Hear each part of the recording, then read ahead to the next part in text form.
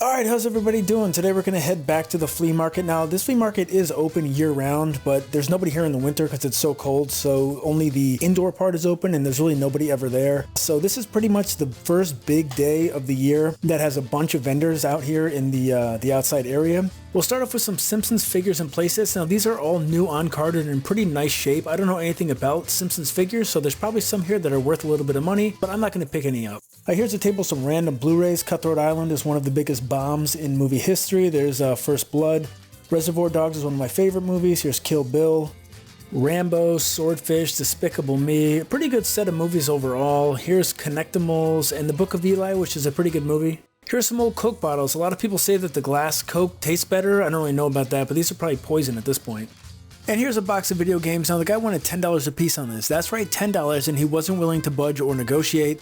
Here is Hot Wheels, Dead Island. I don't think there's even one game in this box that's worth $10 by itself. There's Lego Star Wars The Complete Saga, Madden 11, Winter Sports. Here's Rayman, Raving Rabbids, Battle of the Pacific, and End War. Now, if this copy of Red Dead Redemption had been the Game of the Year edition, I would have picked it up, but at $10, I really don't need another vanilla copy of the game. Next up is a Speed Racer video game, and if you ever find yourself having to lose friends or break up with a significant other, just play that game with them, and you'll be broken up with or unfriended within a day. Here is Dishonored. What else do we have under here? Madden 12, Angry Birds, Slapshot. We play one of the most common games on planet Earth that is absolutely worthless. Here is a carnival game. 101 in 1 Party Mega Mix. Now, this is an Atlas game. They don't see that often anymore. It's not really worth much, but if you see the Sports Mega Mix, then pick it up. A couple SpongeBob games, a bowling game. Just 10-footer City, pretty much. The Golden Compass, more Madden, Battlefield, more Madden. And then what do you have here? Eye of Judgment and Dead Island Riptide. I meant to pick up this green controller and I put it down and I walked away without it, and I forgot to come back for it. Now, there are some imports here that I would have picked up if they didn't also come out in North America. Here's Madden 09, Madden 08, 2K7, Gran Turismo, but all the imports they had here did have a North American release, like Killzone 3, what else you got? Uncharted 3, and then Need for Speed, so I didn't grab any of them.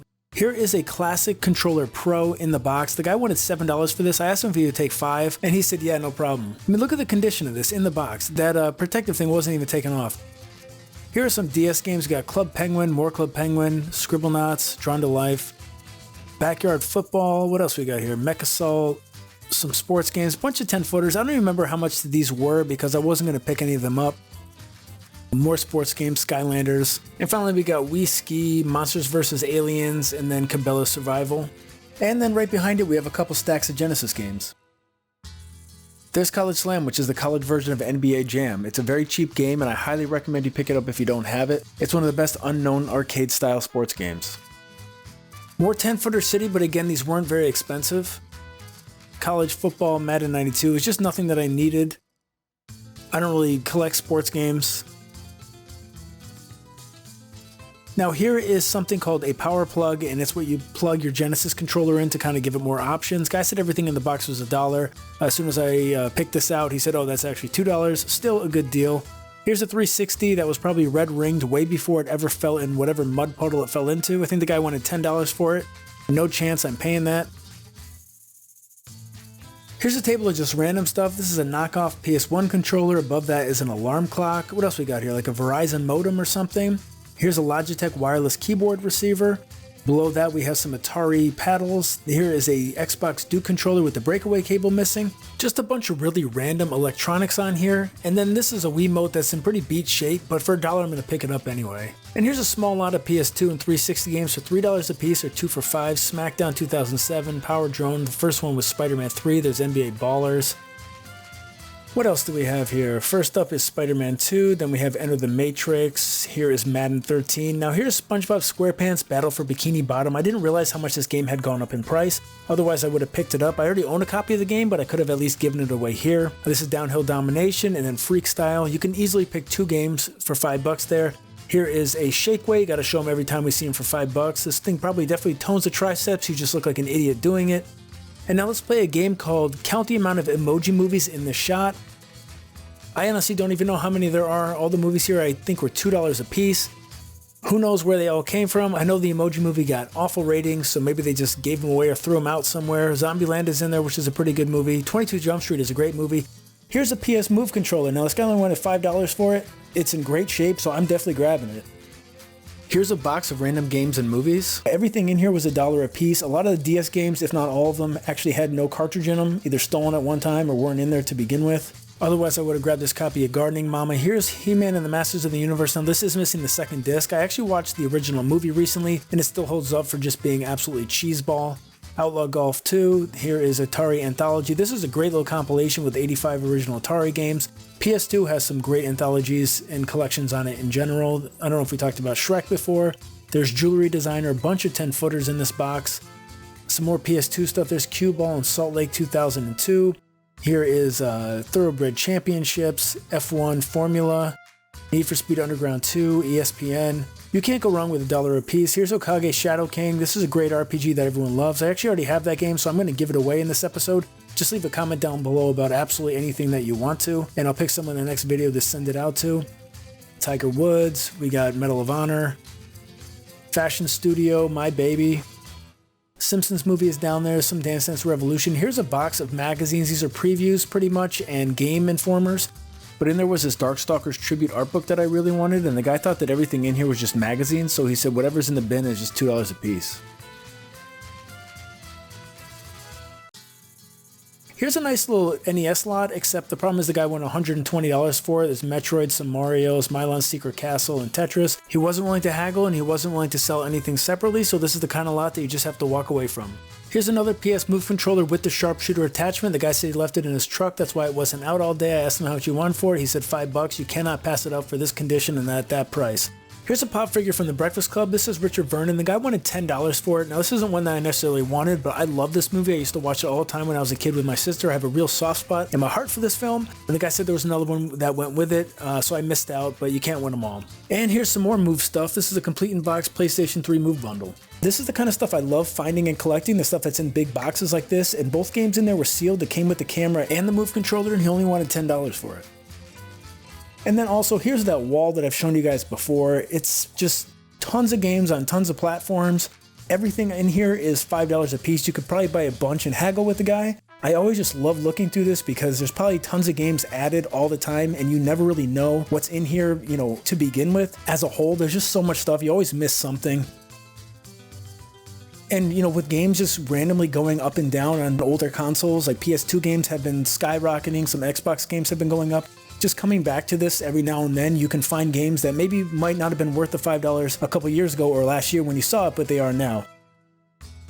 Now here's another guy's box of random cartridges. A lot of these say $5 or $10 on them, and a lot of these are just sports games, but he's just said any game in any of these boxes are $2. There's MLB, here's ice hockey, there's a copy of Tetris.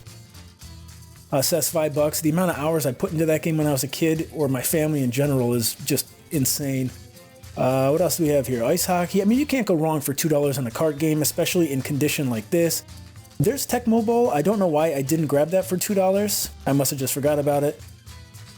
There's Top Gun. There's Babe down there. What is that? A Bug's Life. RBI Baseball. I don't know what this is. I should bring my Game Boy in. I'll put that in and find out what it is next time I go. Another baseball game. Here's Hardball 3. Now that's a game I actually don't ever see, but I'm not going to pick up. This stuff is, kind of 10-footer city here, but it's in relatively nice shape. You can kind of clean it up. And for $2 a piece, even just to farm these out for carts that have a good back for more expensive games that you have that have missing stickers on the back or discolored ones, it's a pretty good idea too. I mean, just look at how many sports games in here. There's Revolution X, the Aerosmith game. Madden 95, just a ton. There's a price gun in there to the left. There's Live 97. So again, these were all $2 a piece, and you really can't go wrong, like I said. I almost picked this up. I don't know why I left that behind, that Monday Night Football or whatever it is. That's a Data East game. Should have grabbed it. Here's Madden 64. What else we got here? NFL Quarterback Club. Another copy of Madden 94.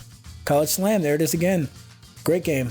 Madden 99, Vegas Stakes, more Madden. I mean, this is kind of like where games just go to rot and die. But at some point, they become worth the $2 again. There's just the back of a game. I'm pretty sure the board is just floating around in this box. What else do we have? NHL, 96? More Madden, more Madden. I think the game in the top left is the boxing game for Evander Holyfield, Madden 97, some football game. Now here's Big Mountain 2000. I've never heard of this game, which means I don't have it, so I'm definitely picking it up for the $2. This high definition graphics model Genesis is one of the best to get, and underneath it is a Nintendo 64 VRU, which is the voice recognition unit for Hey You Pikachu, and for $1, there's no way I'm leaving that behind. And here are the pickups. First up, we have Breeders' Cup World Thoroughbred Championships. Now, this game was actually published by Bethesda, the same Bethesda that now does the Fallout series and the Elder Scrolls. This is a horse racing simulator, nothing crazy. It was in great shape and it was only $1, so I grabbed it. Some of these horse racing games are worth money. This just doesn't happen to be one that is. It's just not really worth much, and it's okay. It's not as good as the PS3 game we looked at before.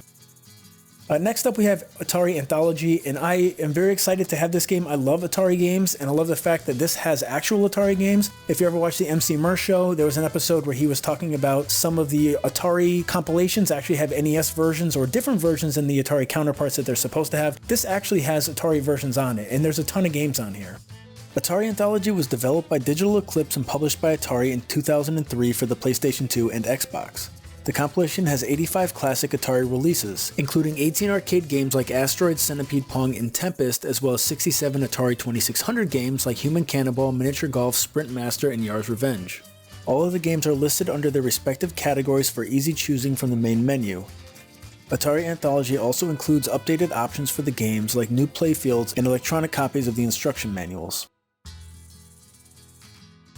And now we're going to take a closer look at Okage Shadow King. Now this is a very quirky and unique RPG that you actually hear people talking about quite frequently. It's a good game. Again, it's very unique. It only came out on the PlayStation 2, and this is a game that I do already own, like I said before, so I'm giving this away. So just leave any comment that you want down in the comments section, and I'll pick a random person in the next video and I'll send it your way. Okage Shadow King was developed and published by Sony Computer Entertainment in 2001 exclusively for the PlayStation 2.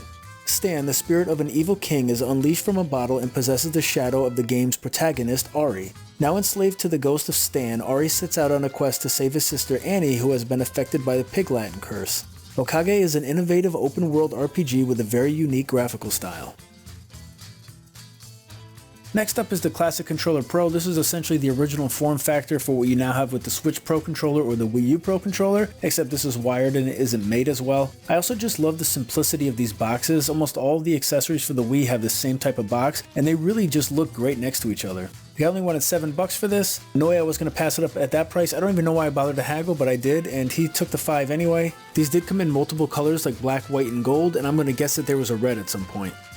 And here's the Darkstalkers Tribute art book. This was actually published in 2009 by Udon, and it's just about 300 pages.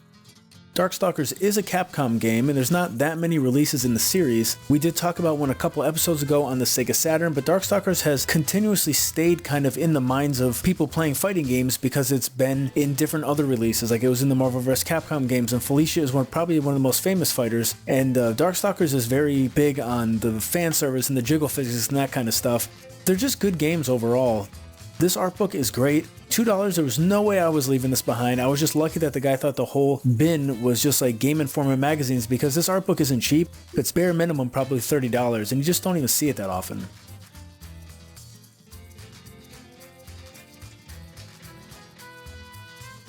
Here's the PlayStation Move bundle. Now the PlayStation Move controller is kind of interesting because at one point it was worth quite a bit of money, and then the floor fell out when they weren't used anymore and they were absolutely worthless. I actually had two in my possession a couple years ago, and I almost just donated them to the Goodwill because they were just pretty much worthless.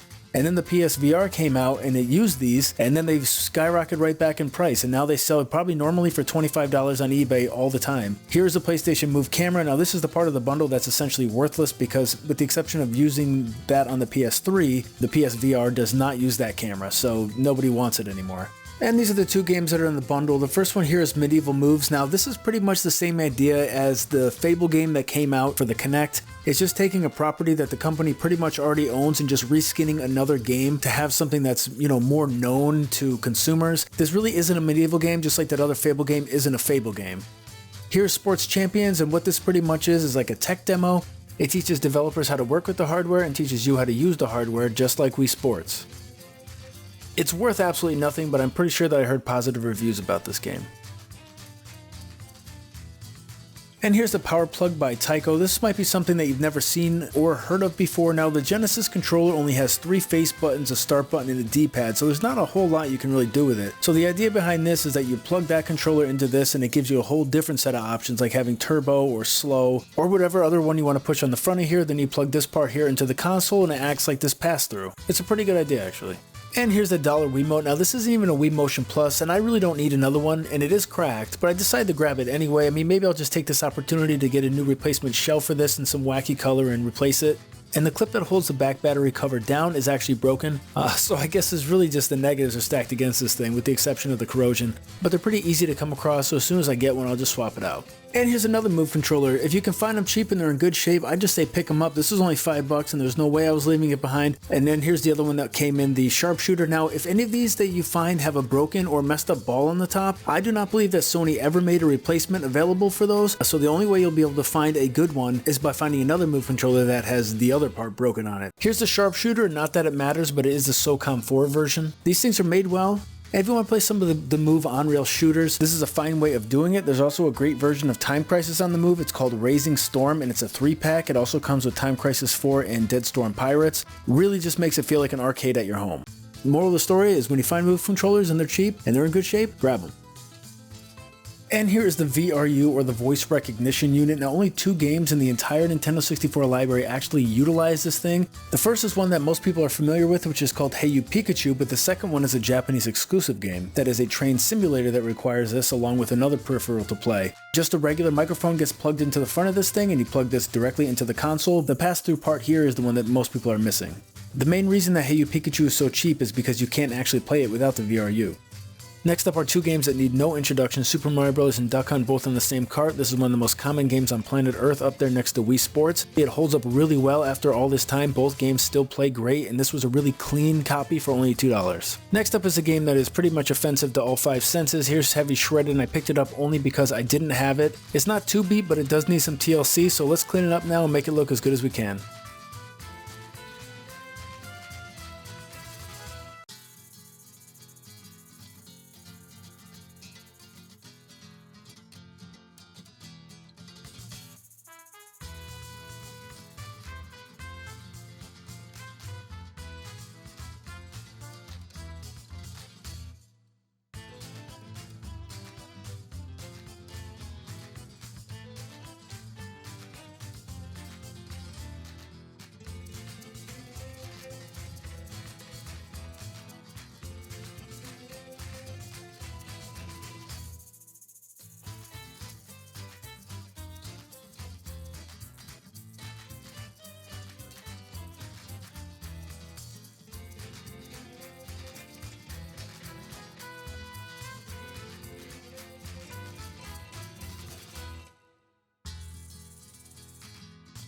And here it is all cleaned up, or at least as cleaned up as it's going to be. This game isn't fun and it's not worth any money, so I don't know if it was even worth the time that it took to clean this up, but I didn't have it, and just like with that Family Feud game that we cleaned up, it needed to go into the collection, so it might as well be cleaned up. Heavy Shredding was developed by Imagineering and published by Parker Brothers in 1990 exclusively for the NES. The game has you snowboarding down 3 mountains of varying difficulty. 5 different events are showcased, including downhill, slalom, half-pipe, moguls, and backwoods. Multiple stunts can also be performed, like mule kicks, hand plants, mid-air 360s, and toe grabs. There are 18 total levels to try and survive while jumping over rivers and tractor trailers in the process. And the final game for the video is Big Mountain 2000. This is a game I've never heard of and I've never seen. At one point it was a video rental. You can tell because of all the writing and disgusting stickers all over this that if you ever try to peel off, they will rip off every single label that they're covering. We're just going to try to make this look as good as we can. It is going to take a replacement back to do so. I have a couple laying around that we will be swapping out, which also happens to be the region lock on the console. The sticker has to come off as much as possible. We're trying to just make this thing look as good as we can with what we have and nothing else. Look at the inside though, it does look great. It's really just the outside that's all messed up, and this probably wasn't rented that much. And then here's the replacement back that we have. We're just going to clean everything up now, put it back together, and make it look as good as we can. And I did play this game directly after playing Heavy Shredding, and let me tell you, I don't know what people's consensus on this game is, but after playing Heavy Shredding, this game was amazing. And you know, one of the weird things is they're both snowboarding games, right? And the NES game was actually developed by a company named Imagineering, and Big Mountain 2000 was actually developed by a company named Imagineer. One was from America and one was from Japan. I just felt that that was kind of weird. Anyway, let's clean this thing up and we'll talk about it later.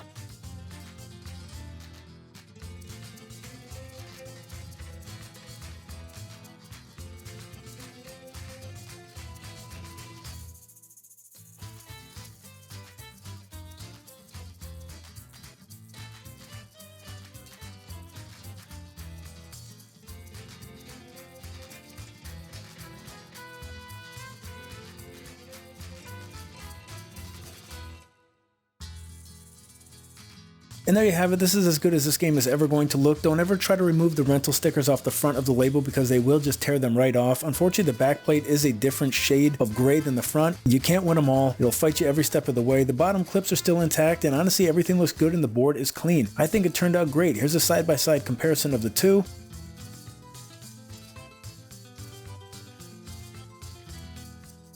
And yeah, I mean, it's as good as it's ever going to be. It's actually a pretty good game. If you guys want to track it down and try it out, I recommend it. It's pretty good as far as snowboarding games go, in my opinion. Big Mountain 2000 was developed by Imagineer and published by South Peak Games in 2000 exclusively for the Nintendo 64. You can choose between skiing or snowboarding, 3 different modes, 4 distinct stages, and 6 unique characters. The game allows you to increase your player's personal stats through racing and features different equipment with further performance enhancements. You are also able to design your own equipment and clothing. Big Mountain 2000 supports a multiplayer mode for 2. So what have you picked up lately? What have you been playing, listening to, reading? Leave a comment below and I'll give Okage away in the next episode, and thank you for watching, and as always, stay nerdy. Getting your nerd on, getting your nerd on, getting your nerd on. I got a raging nerd on.